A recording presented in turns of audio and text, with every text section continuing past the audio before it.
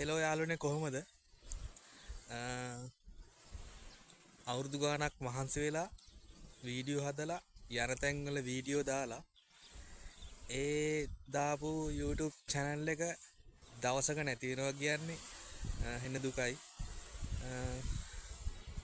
මගේ channel එක මොකක් කර හේතුවකට YouTube channel එක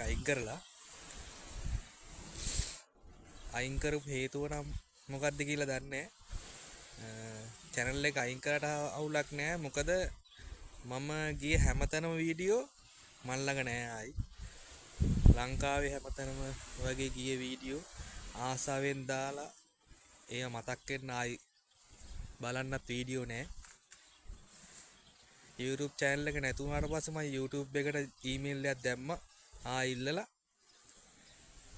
ඒ දැම්ම එකටත් ඒගොල්ලෝ reply එකක් දැම්මා. ආයි YouTube channel එක දෙන්නේ නැහැ කියලා. දැන් ඉස්සර වගේ නෙමේ, YouTube එකේ සෑහෙන්න නීති තද කරලා දිනවා. මං YouTube channel එකක් හැදුවා.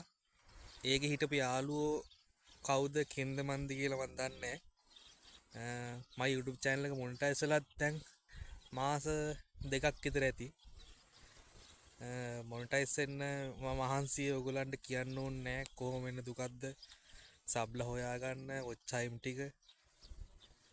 දැන් ආයෙ මුලින් ඉඳන් channel එක මෙව කරන්න ඕනේ. කවුද යාළුවෝ මන් දන්නේ නැහැ. මේ වීඩියෝ එක දකින ඕගොල්ලෝ මගේ දැන් දාන channel එකත් එක්ක එක්කහුව වෙන්න.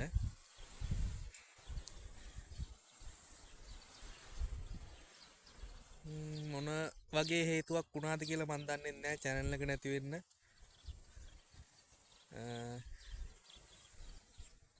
ෂෝට් වීඩියෝ මොකක් කරෙන්නේ නැති, එක්කෝ නොදන්න මොකක් හරි වීඩියෝ YouTube එකේ සෙටින් හදන්න කියලා මොකක් හරි එහෙම හේතුවක් දන්නෙත් නැහැ. ඒගොල්ලෝ දාලා තියෙන්නේ ආයෙ දෙන්නේ නැහැ කියලා channel එක.